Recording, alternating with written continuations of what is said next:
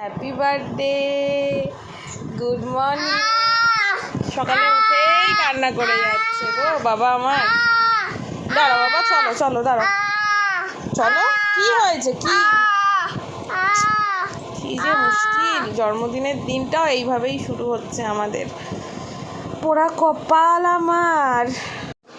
ও আস্তে করে নাও, আস্তে করে নাও। মাগো, এই নাও। আজকে বার্থডে স্পেশাল। সকালবেলা লুচি হয়েছে জুনিয়রের জন্য। বাবার আর জুনিয়রের এখন ব্রেকফাস্ট। তোমাকেও দেবো তো, তোমার তো হ্যাপি বার্থডে আজকে। তুমি কি নেবে? কি নেবে বার্থডেতে? কি লাগবে? ও আচ্ছা, ব্যাট বল নিবে। ও ব্যাট বল নিবে, বুঝেছো? এই যে একটুখানি গাঢ় হলে ভালো হতো, কিন্তু জুনিয়রকে সামলানো তারপরে করা। লঙ্কা দিতেই ভুলে গেছি আমি তরকারিতে। ঠিক আছে, হ্যাঁ বাবা, সুন্দর। চলো, হ্যাঁ খাবো, চলো আমি নিয়ে যাই। চলো, তুমি পারবে না একা। সো যাই হোক, এখন উপায় নেই। ওদিকে সেই ছোটোবেলার কোকোমেলন চালিয়েই এখন রাখতে হচ্ছে, কোনো উপায় নেই। এদিকে আমি অনলাইনে কিছু জিনিস অর্ডার করেছি। গিফট তো পেয়ে গেছে কালকে রাত্রিবেলা, মামা দাদু পাঠিয়ে দিয়েছে, কালু মামা এসে দিয়ে গেছে জন্মদিনের জামা। জন্মদিন করছি, কিন্তু কিছুই আর মন থেকে ভালো লাগছে না, বুঝতে পারছো? এই যে কালকেই জুনিয়রের বাবা দুধ রাত্রিবেলা এনেই রেখেছিল, জাল বসিয়েছি। এখন কিসে করব বুঝতে পারছিলাম না। এটাতেই করলাম। এদিকে আলু ভাজা করেছি। এখানে আমার মানে খালি হাঁচি হয়ে যাচ্ছে। এখানে পটল ভাজা বসিয়েছি। সকালে তো জুনিয়র টিফিন খেয়েই নিয়েছে। আলু একটু কম হবে, ওই জন্যই মানে অনলাইন থেকে অর্ডার করেছি। এখানে একটু মাছ ভাজবো। এটা জুনিয়রের মামা কাল দিয়ে গেছিলো জুনিয়রের জন্য, ওকে একটু মাছ ভেজে দেবো। আর এই যে সকালবেলা জুনিয়রের বাবা চিকেন নিয়ে এসছে।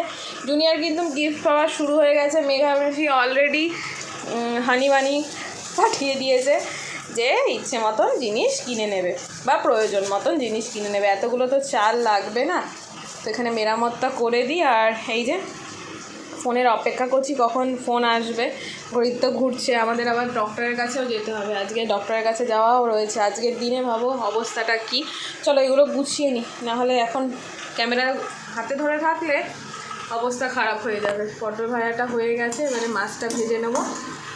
ইচ্ছে ছিল আর একটু কিছু ভাজা করবো, অনলাইনে তো অর্ডার দিয়েছি, দেখি যদি পারি মানে 5 রকম ভাজা, আর না হলে 3 রকমই দেবো মাছ দিয়ে।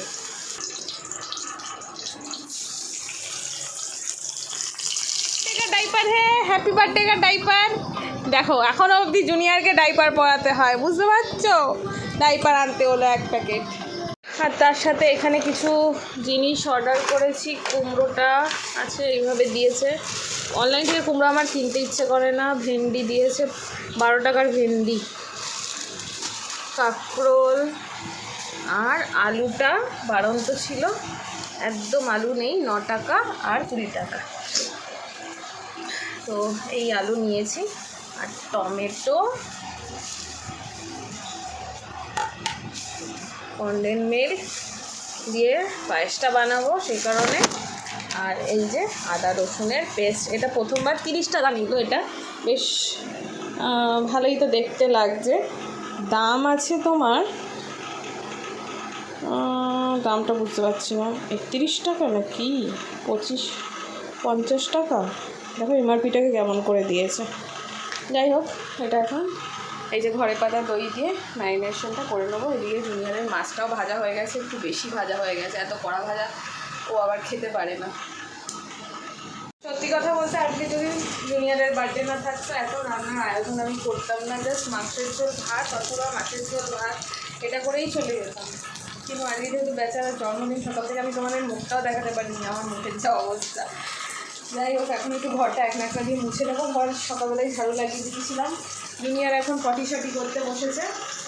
আর এদিকে এই যে কুমড়ো আর অল্প করে ভেন্ডি ভেজে নিই। জানো তো ওটা স্কুলে হয়েছে, কিন্তু এখন এত আমার রাগ ধরছে যেই কারণে বা যার জন্য ঘটনাটা ঘটেছে, খুব রাগ উঠছে আমার। মানে সত্যি আমি একটা বাচ্চা নিয়ে এত কিছু করি, তার মধ্যে এখন আমার যা মানে আমার বাচ্চাটা ডবল বাচ্চা হয়ে গেছে এখন।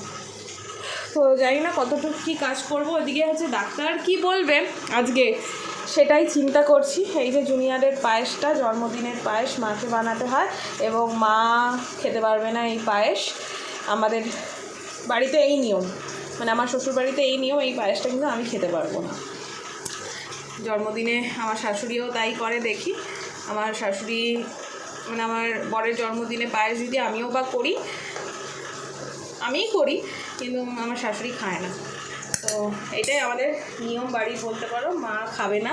তো এখানে চালটা দিয়ে দিয়েছি, 2 প্যাকেট দুধেরই পায়েস বানিয়েছি। এই যে কাজু আর কিশমিশটা একদম সবার শেষে দিতে হবে, নাহলে দুধটা কেটে যাবে। ভালো করে ধুয়ে নিচ্ছি। আর এই যে কাজু ধুয়ে রেখেছি আলাদা করে, কাজুটা একটু আগে দেবো আর ইয়ে দেবো। তো চলো এখন বকবক করে লাভ নেই, আমি কাজগুলো সেরে নিই। 2:30-এর মধ্যে ডাক্তারের ওখানে যেতে হবে। তো এখানে দেখো জুনিয়রের বার্থডের জন্য সব রেডি করে নিয়েছি। এখানে চিকেনটা আছে, এখানে রয়েছে 5 রকমের ফল, এখানে রয়েছে হচ্ছে লুচি তো সকালে খেলে, এখানে হচ্ছে আলুর সবজি, এখানে 5টা ভাজা, এখানে মাছ ভাজা, ওখানে ডাল সেদ্ধ, এখানে হচ্ছে তোমার রসগোল্লা, এখানে মিষ্টি। চলো বাবা বসবে তুমি, চলো চলো সাজিয়ে দেবো। না কাটো কাটো, হয়ে গেছে কাটা, হয়ে গেছে কাটা, কেক কাটা হয়ে গেছে। এইটা কি চিকেন? হয়ে গেছে কেক কাটা।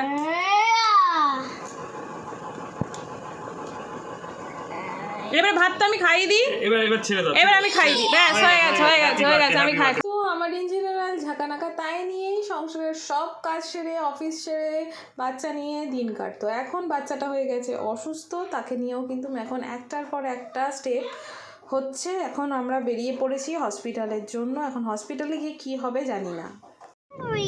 তো বলে ফিলিং হাংরি, খেলি তো এখন ডাক্তারের কাছে যাবো, এখন বলে খিদে পেয়েছে।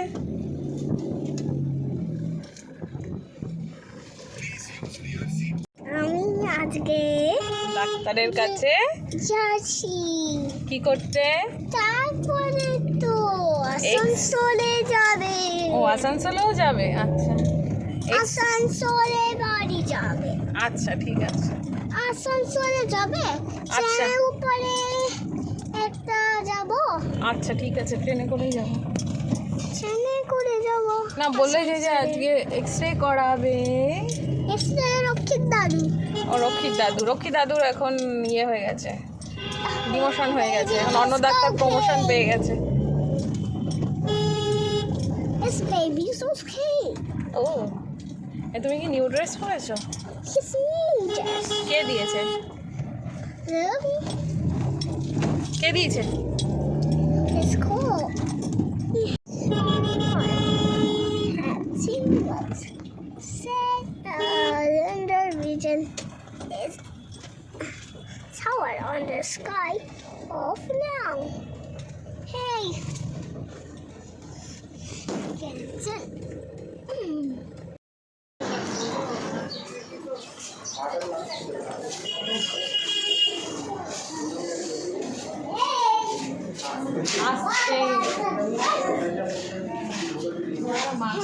জুনিয়রের হাত যে ফ্র্যাকচার হয়ে গেছে, ওরকে কোনো অ্যাঙ্গেলে দেখলেই মনে হচ্ছে না, এবং হসপিটালটাকে নিজের সম্পত্তিও অলরেডি ভেবে নিয়েছে। কিন্তু এর পরে কী হতে চলেছে দেখতে থাকো তোমরা। অনেক কিছুই কিন্তু আমি শেয়ার করতে পারছি না, যেহেতু হসপিটালের মধ্যে আমরা আছি। এখন ওটিতেই যেতে হবে তোমাকে। এই ওটিটা কাজ হয়ে যাক তারপরে হয়েছে। এখন আবার প্লাস্টারের জন্য আমরা ওটিতে দাঁড়িয়ে আছি। তো অপারেশনের ব্যাপারটার জন্য থেকে বেঁচে গেলাম মনে হলো, কিন্তু সো তখন আর আমরা ভিডিও কন্টিনিউ করতে পারিনি। জুনিয়র আবার মোটা করে ভালো করে প্লাস্টারটা করা হয়েছে। ওই প্লাস্টারটা আগেরটা ঠিক ছিল না, ওটাই ওটিতে নিয়ে করা হয়েছে। তো ফিঙ্গার ক্রস এখনও অবধি যেই সেটে রয়েছে সেই অ্যাঙ্গেলে থাকলে আর অপারেশন দরকার হবে না। আমরা এই মাত্র বাড়িতে ঢুকলাম, ঢুকে ফ্রেশ হলাম, হয়েই মানে আমার ছেলেকে তো শান্ত রাখতে হবে। সেই যে ক্রিসমাসের বেলুনগুলি বার করেছে, এখন এগুলোই ঘরে সাজিয়ে দিতে হবে ওকে। আর ওর মামার কাছে বায়না করেছে ভায়োলেট কালারের ওর কেক লাগবে। বাবা বসো বসো, বসো পাপা, বসো। বার্থডে বলে কথা, একটু বেলুন না লাগালে হয়, তাই একটুখানি জুনিয়রের জন্য বেলুন লাগিয়েছি। ও সমানে বলে আছে ক্রিসমাস, আর আমার অবস্থা, আমার ভালো লাগছে না, আমার যে বমি পাচ্ছে এরকম লাগছে আমার। তাই একটুখানি আমি হচ্ছে এখানে গ্রিন টি করে খাচ্ছিলাম। মাথাটা এরম আছে, ও ঘুরাচ্ছে, ভুম ভুম করে ঘুরাচ্ছে, আর কানগুলো চুলকাচ্ছে, বুঝতে পারছো। আর পায়েসটা জুনিয়রের জন্য তুলেছি, তারপরে ইন্ডাকশনটা তাড়াহুড়োতে না বন্ধ করতে ভুলে গেছি। হালকা হালকা কেমন একটা স্মেল লাগছে, মানে লেগে যাওয়ার, পোড়া লেগে যাওয়ার। ওটা কী করে মেকআপ করবো বুঝতে পারছি না। ভাবছি একটুখানি গুঁড়ো করে দিই, ওই তোমার এলাচ পাউডার করে দিয়ে দিই, তাহলে গন্ধটা চলে যায়। তাই একটু রান্নাঘরে এলাম এলাচটা গুঁড়ো করার জন্য। আমার তো হামানদিস্তা নেই, মিক্সারেই গ্রাইন্ড করতে হবে। আর ভালো লাগছে না, শুয়েই ছিলাম, এই উঠলাম, মনে হচ্ছে ঘুমিয়ে পড়বো আমি। 4 বছরের মাথায় আবার জুনিয়রকে আজকে জন্মদিনের দিনে ওটিতে যেতে হয়েছে। তো যখন জুনিয়র হয়েছিল ওটি থেকেই বেরিয়েছিল, আর আজকে দেখো ওকে আবার ওটিতে যেতে হয়েছে। আর এখন একটু আনন্দ বলতে পারো, হাজারো ঝাঁকানাকা কষ্ট দুঃখর মাঝে জুনিয়রের ব্যথাটা আমরা কেউ ভাগ করে নিতে পারবো না। তো জুনিয়রের দিদি দায়িত্ব নিয়ে নিয়েছে যে আমার ভাইয়ের বাঁ হাত দিয়ে কেক কেন একা কাটবে, আমিও ডান হাতকে যুক্ত করব।